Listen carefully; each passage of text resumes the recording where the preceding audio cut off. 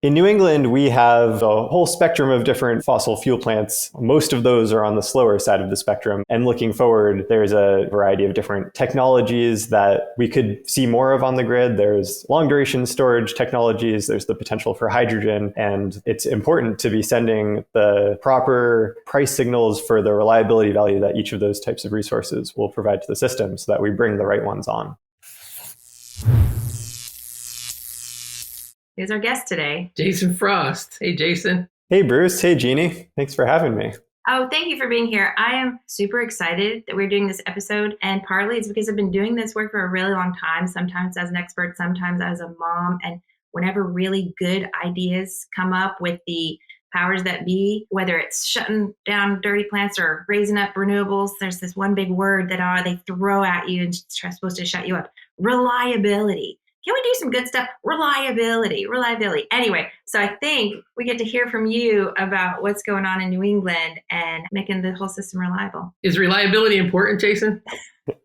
Reliability is definitely important. We use electricity for almost everything we do these days. And it's important that as we transition to a cleaner energy system, we continue to have resources that can provide that reliable electricity throughout the day, including during some surprise events that have been causing problems for some of our older fossil power plant fleet. So in New England, we have what's called a capacity market, and that is a market designed to essentially procure enough resources to reliably provide power throughout the year for every hour of the year. And it's undergoing a lot of changes as the grid is undergoing a lot of changes, and we're getting new types of resources and older resources are retiring and loads are changing as we bring electric vehicles and heat pumps onto the grid. And ISO New England has proposed numerous reforms to help move the capacity market forward. And to procure a reliable set of resources, it's essential to value each resource type's contribution to the grid on an even basis. And the problem that we found is that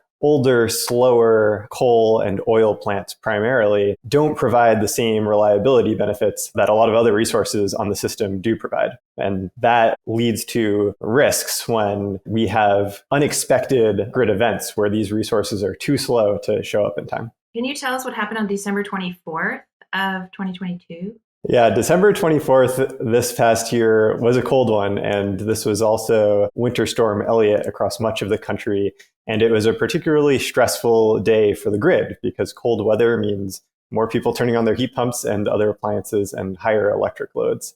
And it can also be challenging for power plants to operate under some of those conditions. So on December 24th, the region went into the operating day without there being any problem on the grid. There was enough available capacity coming from power plants to meet the load that ISO New England expected to occur at the peak hour. But throughout the day, a number of issues arose at various plants on the system. And by the time we reached the typical 6 p.m. peak, there were more than 8,000 megawatts of capacity unavailable that had not been turned on to fill the gap left by thousands of megawatts of capacity that went offline unexpectedly in the preceding hours. And that led to a brief period where ISO had to declare what it calls its Emergency Operating Procedure 4. And it continues to provide power reliably, but goes with fewer operating reserves than it is mandated to have at all times. So what's the nature of the failures? Is equipment breaking or it's cold or is it a lot of different things?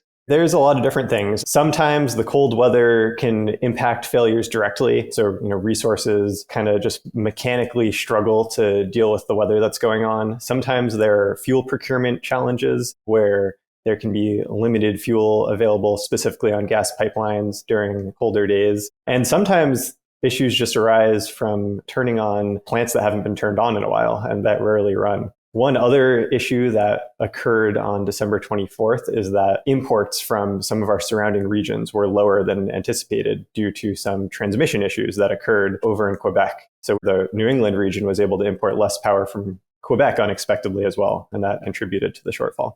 So some resources that were available stopped being available, and then the other resources that could have been turned on weren't turned on? That's correct.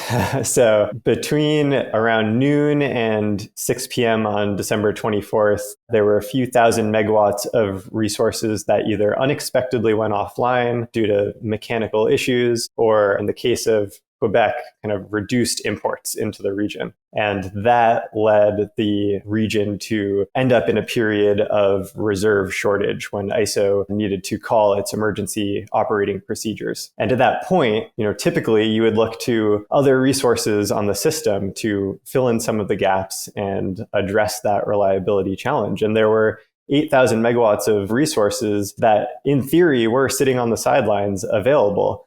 But the problem was that so many of them were too slow to turn on. So for at least a brief period on the evening of December 24th, ISO had to operate the system with reduced operating reserves, kind of risking potential rolling blackouts because of this large set of resources, including some old coal and oil resources that we have on the system that can't respond quickly to kind of quick emergency events. So would you say that those resources are getting overpaid for capacity or reliability contribution to the system that they're not able to provide? They are. ISO has been kind of updating the way that it pays resources for the reliability contribution they provide through the capacity market. And that occurs through a value called capacity accreditation, which is how much capacity value each resource has and can sell. And while ISO has made some improvements into how capacity accreditation is calculated, a major gap is in understanding the impact of resource inflexibility, and in particular, long startup times, which can be up to 12 or even 24 hours before a unit can start producing power. The impact of those limitations is not captured at all in ISO's modeling of how much capacity value each resource has. And that means we end up overvaluing some of these slower plants.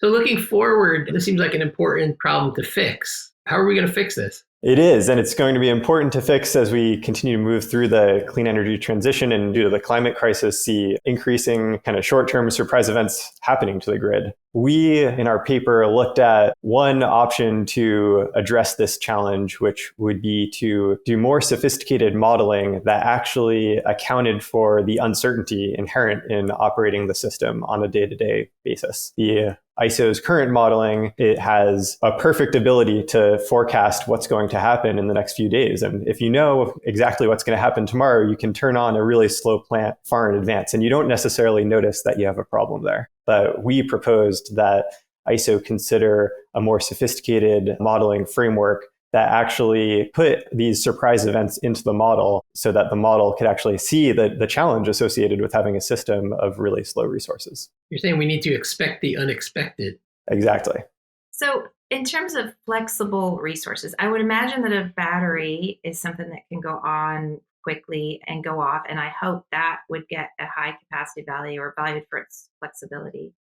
What are some other resources that can go on quickly, and how are they being valued? So we have a whole spectrum of different resources in New England. As you noted, batteries are one of the fastest resources available. So they're a perfect example of the type of resource that can jump in to fill that gap. We also have other resources such as hydroelectric power plants that can respond fairly quickly to these types of situations. There's a whole spectrum of different fossil fuel plants. Most of those are on the slower side of the spectrum, but some are, faster than others. And looking forward, there's a, variety of different technologies that we could see more of on the grid. There's, potential long duration storage technologies. There's the potential for hydrogen. And it's important to be sending the proper price signals for the reliability value that each of those types of resources will provide to the system so that we bring the right ones on.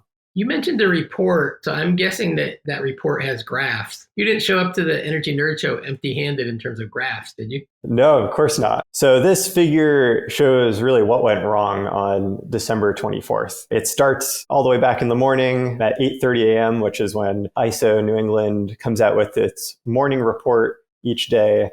And while they noticed that imports were expected to be a little bit lower, they didn't anticipate any problems at that point. But as we went farther into the day to noon and eventually to 4 and 4:30 p.m., various outages occurred throughout the system that required certain plants to be taken offline. And by the time we hit the system peak all the way to the right here, between 5 and 6 p.m., there were so many outages that ISO New England had needed to declare a reserve shortage event through their OP4 procedure. And we've overlaid on this timeline the amount of time that it would take one of these slower coal plants, we've used Merrimack Unit 2 as an example, to start up in time to be available for that 5 to 6 p.m. peak.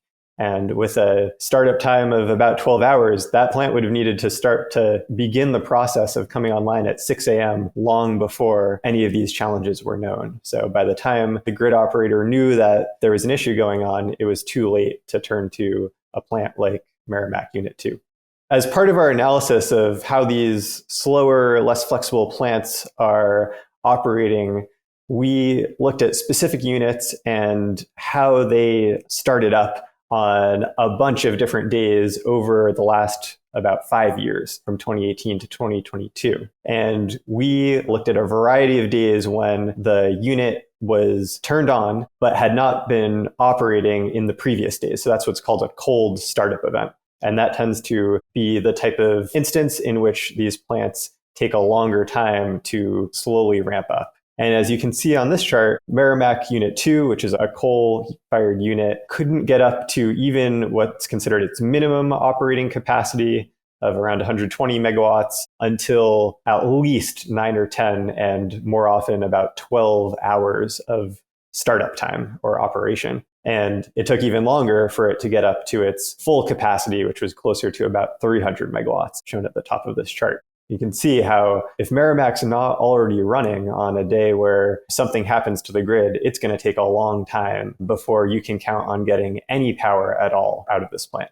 So when a grid operator or the owner of this power plant decides it should run from a cold start, it takes like 6 hours before it can produce even a kilowatt on a net basis. That's right. For the first 5 or 6 hours, there's absolutely no generation coming out of this plant.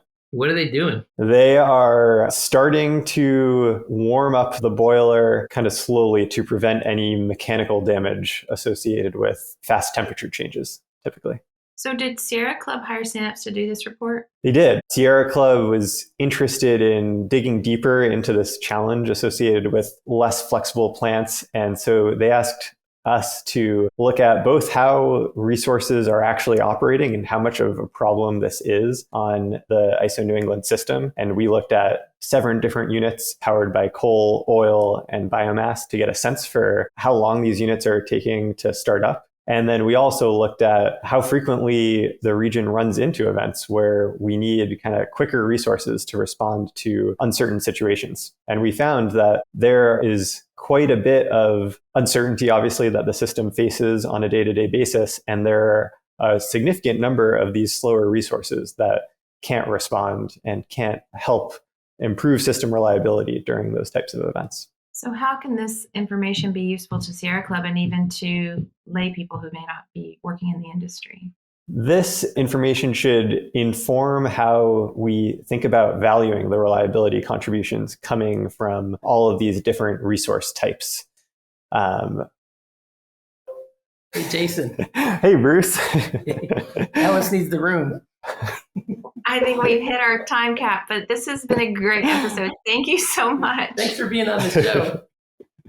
Thank you. It's been great to be here. Oh my gosh. Okay, more later. Bye, guys.